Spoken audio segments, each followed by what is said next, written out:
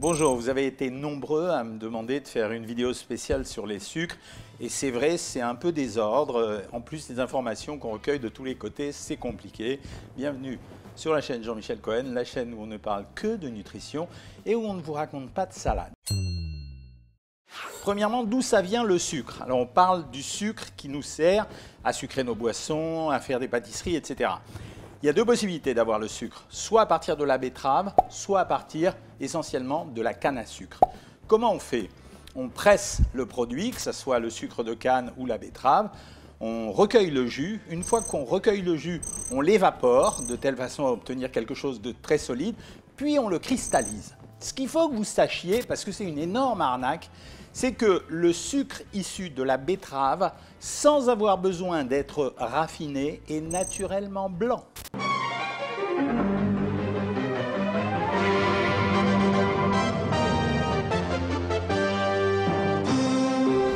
Le sucre roux, dit sucre de canne, c'est essentiellement ça, il est roux simplement parce qu'on ne l'a pas raffiné.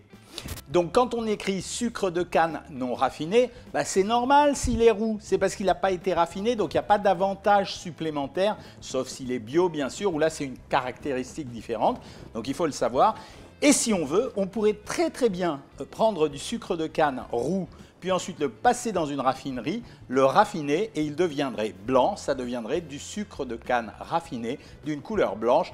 Ce qui va changer, c'est qu'on va enlever toutes les impuretés à l'intérieur du sucre qui donnent la coloration caramel à ce sucre et donc donner un sucre qui sera blanc mais qui sera de canne. D'ailleurs, la deuxième arnaque, c'est qu'on est capable de fabriquer à partir du sucre blanc de betterave un sucre coloré qui va avoir une petite couleur caramel, simplement parce qu'on va le concentrer, on va peut-être même de temps en temps le colorer pour lui donner cette couleur qui nous fait plaisir et nous donne l'illusion d'avoir quelque chose de très bon.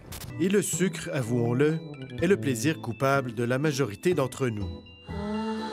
Le sucre traditionnel qu'on utilise, vous le connaissez, c'est le sucre en carré, c'est ça. Eh bien, c'est du saccharose. Ça fait partie des sucres simples. C'est celui qu'on utilise pour sucrer. C'est 96% environ de notre consommation et de notre production. Le saccharose, il a un pouvoir sucrant, mais quand on le compare au fructose, c'est le deuxième sucre, c'est une autre catégorie de sucre. Le fructose, il a un pouvoir sucrant 40% supérieur. Ça veut dire que si je prends un carré de saccharose et un carré de fructose, avec le carré de fructose, ça sera beaucoup plus sucré. Ce qui explique que dans l'industrie alimentaire, on se serve régulièrement du fructose parce que ça peut permettre de donner un goût très sucré sans avoir besoin de mettre une trop grosse quantité. Inconvénient, le fructose, une chercheuse française, a démontré il y a quelques années que le fructose, il se transformait plus rapidement en graisse que les autres sucres. Donc ça veut dire que nous, pendant des années, on a conseillé aux diabétiques de prendre du fructose. On s'est plantarès, les gars. Simplement parce que le fructose se métabolisant en graisse, on ne faisait pas une très bonne opération. Bien entendu, on a découvert les édulcorants. Alors les édulcorants, je vous explique le vrai terme chic, c'est édulcorant intense non nutritif. Ça veut dire qu'en fait, ces produits, j'en ai pris deux là, mais il y en a d'autres, que ce soit le Canderel, qui n'est plus de l'aspartame, le Canderel ou le stevia, très à la mode à l'heure actuelle, ça va donner un goût sucré, mais il y a une très petite quantité. Avec cette très petite quantité, on arrive à obtenir ce goût sucré. C'est un peu comparable à l'histoire du fructose, sauf que là, c'est wow, 300, 200, 400 fois supérieur en pouvoir sucrant, ce qui fait que quand on met du Canderel, ça a un petit pouvoir calorique, mais en réalité, ça sucre tellement que le pouvoir calorique, il ne compte pas du tout. Petite histoire sur le stevia, on a beaucoup spéculé sur le côté naturel du stevia parce qu'il est issu de la plante stevia. On a juste oublié de dire que c'est pas stevia, c'est le nom stevia, mais ça s'appelle du riboside A, c'est donc une substance chimique comme les autres. Alors j'ai pas mis, parce qu'on n'en trouve pas dans le commerce, l'acésulfame K, j'ai pas mis la saccharine parce que plus personne ne le prend parce que ça n'a pas très bon goût, mais j'aurais pu les mettre, et les cyclamates, pareil, ils ont été abandonnés. Alors, à partir de ces sucres, édulcorants et sucres, que ce soit le fructose ou le sucre normal, on va fabriquer des petits produits un peu rigolos, genre tutti frutti. Alors, qu'est-ce que c'est tutti frutti? C'est un mélange. Ça veut dire que dans le tutti frutti, on va mettre du sucre et un édulcorant. Donc, dans le tutti frutti, on va avoir de l'aspartame et de l'acésulfame K. Pardon d'utiliser un terme compliqué, mais c'est la même chose que c'est un édulcorant comme l'aspartame. Et donc, on va mettre du vrai sucre et un faux sucre. un édulcorant, ça va nous donner un goût très très sucré et pourtant on n'a pas pris beaucoup réellement de sucre, ce qui donne comme valeur calorique 5,6 calories pour un carré de tutti frutti qui sucre autant qu'un carré de saccharose, c'est-à-dire le sucre traditionnel, qui coûte 16 calories.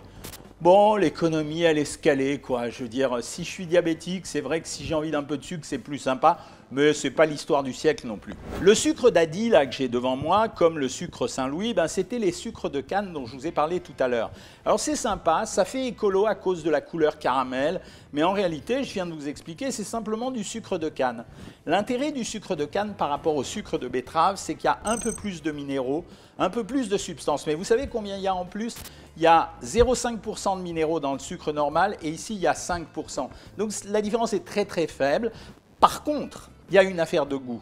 Et là, selon le goût que vous avez envie de consommer, sucre de canne ou sucre de betterave, alors oui, ça peut être vachement différent. Et là, je comprendrais très bien qu'on utilise du sucre roux. D'ailleurs, il y a des recettes dans lesquelles il faut vraiment utiliser le sucre roux, soit pour la couleur, soit pour le goût, parce que ça a un petit goût vanille, cannelle, qui n'est pas désagréable. La déclinaison, c'est quoi? Ben, on a la même chose, ça s'appelle la cassonade. Ben, la cassonade, c'est simplement le même sucre roux qu'on a transformé en poudre. C'est du sucre cristallisé en poudre qu'on va utiliser soit dans la cuisine, soit, si on le veut, avec une cuillère à café. Ici, on a un mélange. Vous avez vu tout à l'heure le tutti frutti. Le tutti frutti, c'était du sucre normal saccharose avec un édulcorant. Ici, on a un autre produit qui s'appelle maintenant, je crois, céréline.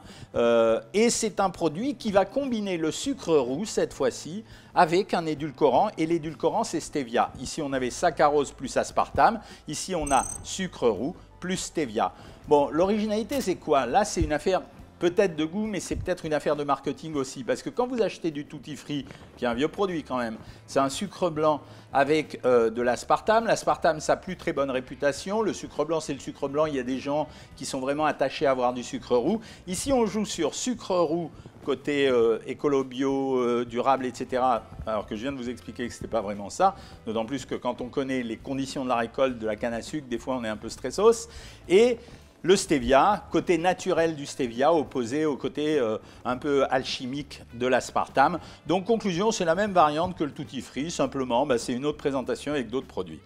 Et là, je m'éclate, parce que là, il faut que je vous parle de 3 choses qui m'intéressent vraiment super bien. La mode, ces temps-ci, c'est d'utiliser les sirops de sucre. Alors j'utilise cette expression parce que sirop de sucre, dans le mot sirop de sucre, il y a vraiment le mot sucre, quoi.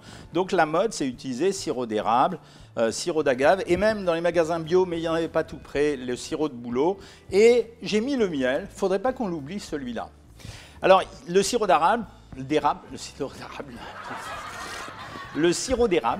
en fait, sa particularité, c'est quoi? C'est que ce sirop contient 68% de saccharose, sucre blanc, et puis il va contenir 0,3% de fructose.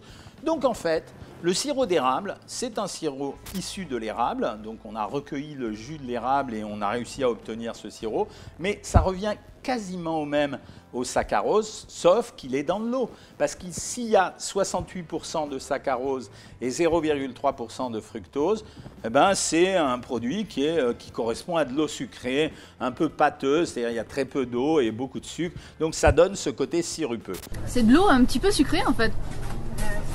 Le goût est en effet très légèrement sucré puisque l'eau d'érable ne contient que 2 à 3% de sucre. D'ailleurs, il faudra 30 à 40 litres d'eau pour produire 1 litre de sirop d'érable. Le deuxième, c'est une star. Pourquoi? C'est le sirop d'agave. Alors là, regardez comment il joue. La petite feuille, le verre, etc. Vous la connaissez l'histoire, hein, je vous l'ai déjà expliqué 1000 fois. On veut faire croire que c'est super sain, super bon. On met du verre, on écrit agriculture biologique, ça ne change pas le produit là, ici. Ok, c'est bio, mais nous, on parle du sucre. Alors la particularité du sirop d'agave, c'est un sirop qui est issu cette fois-ci non pas de l'érable, mais du cactus. Particularité, la composition, c'est 56% fructose et ensuite c'est du glucose et du saccharose. Alors bon, on ne va pas s'embarrasser avec les mots, 56% de fructose. Donc on retrouve la même problématique que le fructose de tout à l'heure, c'est-à-dire ce sucre qui a le pouvoir de se transformer plus rapidement en graisse. Il y a quand même 2 avantages au sirop d'agave. On dit qu'il a un indice glycémique faible, donc il est plus lentement digéré pour passer dans le sang. Ça, c'est pas mal. Deuxième avantage, c'est que c'est vrai comme c'est beaucoup plus riche en fructose, on a besoin d'en mettre moins que du sirop d'érable. C'est-à-dire que si je mets du sirop d'agave, eh bien, sur mes pancakes, j'ai besoin d'en mettre moins que du sirop d'érable, mais vous avez vu la problématique, c'est-à-dire c'est du fructose, et le fructose, ben, j'aime pas trop ça. Et là, je trouve ça dégueulasse qu'on ne remette pas à la mode le miel. D'abord, on a tous envie que les abeilles vivent, donc on s'est battu pour ça, on a fait des trucs un peu écolo et tout.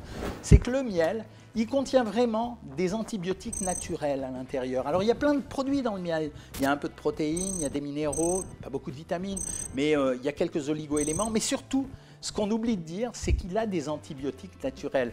Ce n'est pas des antibiotiques qui tuent les bactéries, mais c'est des antibiotiques qui paralysent les bactéries. Ça vous explique pourquoi nos grands-mères, elles nous disaient, quand on était malade, de prendre du lait chaud et du miel, parce que dans le miel, il y avait des antibiotiques. Et même aujourd'hui, les otorhinos, ils disent que c'est intéressant de prendre du miel, parce que ça tapisse la muqueuse, et donc ça empêche ou ça évacue. Ça empêche les bactéries de proliférer, donc à cause de ça, mais ça évacue également les bactéries. Donc le miel, intéressant. La composition du miel, 38% fructose, donc on est vraiment intermédiaire entre le sirop d'agave et le sirop d'érable. 38% de fructose, 30% de glucose, donc on est toujours dans ces sirops sur une composition 70% sucre, 30% d'eau. Et donc ça sucre intermédiaire entre le sirop d'agave et le sirop d'érable. Donc on peut les prendre, c'est intéressant. Tout ça, ça se cuisine. Y compris le stevia, y compris les édulcorants maintenant, le stevia comme le candérel qui est du sucralose, ça se cuisine, donc ça sert. Un petit mot pour finir, pour vous dire que le sucre c'est 4 calories au gramme, ça ne changera pas, quel que soit le sucre qu'on utilise. Un deuxième mot pour vous dire que vraiment, faut le limiter. D'ailleurs, le régime de l'année prochaine, ça sera un régime sans sucre, c'est celui que je proposerai, donc faites gaffe. Maximum 10% de la ration calorique par jour, c'est-à-dire 50 grammes pour les hommes, 50 grammes pour les femmes, 60 grammes pour les hommes. Donc faites quand même attention, n'abusez pas du sucre, c'est intéressant. Voilà, si vous avez aimé cette vidéo, vous la likez, vous la partagez et surtout, vous vous abonnez. Et si vous avez envie de poster quelques commentaires, ben, c'est ici en dessous. Par contre, si vous voulez faire un petit bilan minceur gratuit, vous cliquez ici et vous allez voir, vous me retrouverez pour vous donner quelques conseils sympas. À bientôt les amis.